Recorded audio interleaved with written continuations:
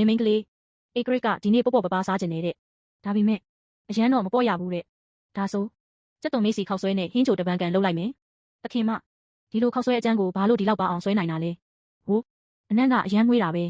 ဒီလောက်ရိုးရှင်းတဲ့ဟင်းကဒီလောက်အရသာရှိနိုင်တာလားအရှင်မင်းကြီးပေါ့ပေါ့ပပစားကျင်နေဆိုလို့အတိုင်းတာနဲ့ချက်ပေးထားတာပါလင်းရောင်မင်းရဲ့လက်ရာကတကယ်ပြိုင်ဘက်ကင်းတယ်ဝင်ကြီးတို့မြို့တော်တလျှောက်အများပြည်သူစားတောက်ဆိုင်တွေတိဆောက်ဖို့ငါဆုံးဖြတ်လိုက်ပြီပြည်သူတွေလည်းအရသာရှိတဲ့အစားအစာတွေစားနိုင်စေရမယ်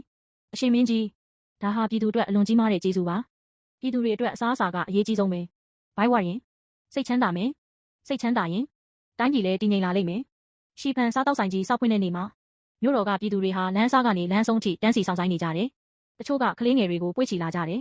တချို့ကတက်ကြီးရွယ်အိုတွေကိုတွဲခေါ်လာကြတယ်တချို့ဆိုမိုင်းမောင်းများစွာဝေးတဲ့နေရာကနေလင်မင်းကလေးချက်ထားတဲ့ဟင်းကိုတကိုက်လောက်မြည်ချင်လို့အပြေးလာခဲ့ကြတာလင်းရောင်မင်းချက်ထားတဲ့ဟင်းကိုပထမဆုံးစားခဲ့တော့ကအရသာကောင်းတယ်လို့ပဲငါထင်ခဲ့တယ်နောက်ပိုင်းမှာငါနားလည်သွားတယ်မင်းချက်နေတာကဟင်းမဟုတ်ဘူးပြည်သူတွေရဲ့နှလုံးသားကိုချက်ပေးနေတာပဲပြည်သူတွေဘိုက်ဘဝစားရရင်သူတို့ရဲ့ရင်ထဲမှာမျှော်လင့်ချက်တွေပေါက်ဖွာလာတယ်ဝင်ကြီးတွေကောင်းကောင်းစားရရင်နိုင်ငံအတွက်စိတ်ရောကိုယ်ပါနှစ်ပြီးအလုပ်လုပ်ချင်လာတယ်ငါကောင်းကောင်းစားရတဲ့အခါဒီနိုင်ငံကိုအသက်နဲ့ရင်းပြီးကာကွယ်သင့်တယ်လို့ခံစားရတယ်နန်းတော်ထဲမှာနှစ်ပေါင်းများစွာနေခဲ့ရင်ငါရဲ့လွတ်လပ်မှုကိုတဖြည်းဖြည်းဆုံးရှုံးသွားခဲ့တယ်အသက်ရှင်နေတယ်ဆိုတာဆန္ဒအားလုံးကိုဖျောက်ပစ်ပြီးနေရတာမဟုတ်ဘူးလူဘဝရဲ့နှွေးထွေးမှုကိုတန်ဖိုးထားတတ်တာပဲမိဖုရားကြီးကျမကိုပထမဆုံးအကြိမ်စိတ်ရင်းနဲ့ပြုံးပြခဲ့တာပါဧကရစ်အမိန့်တော်ကိုနားထောင်ကြစေတော်ဝင်အချက်ပြုတ်အရာရှိလင်းရောင်ကို